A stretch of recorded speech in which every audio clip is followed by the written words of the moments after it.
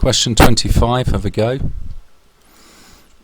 Okay, this is a pretty nice question given it was the last question in the paper. So we've been asked to work out the lower bound for the area of this rectangle.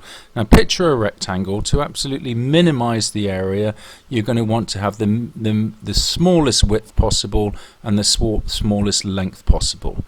Because obviously width times length gives you the area. So if you minimize both of those, you're going to get the smallest possible area. So let's start off with the length. Now the length is 645 millimeters, correct to the nearest 5 millimeters. So what's the absolute smallest it could be, but still round to 645? Well, with these bounds questions, the skill is just to go up or down half what they say to the nearest.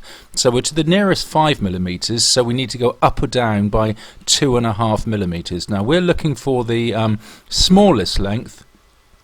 So we go down 2.5 millimeters, 2.5 away from 645 is 6425. So think what we're saying. If something actually measured 642.5 millimeters, if we were rounding it to the nearest 5, that would go to 645. That's what this sort of type of question is all about.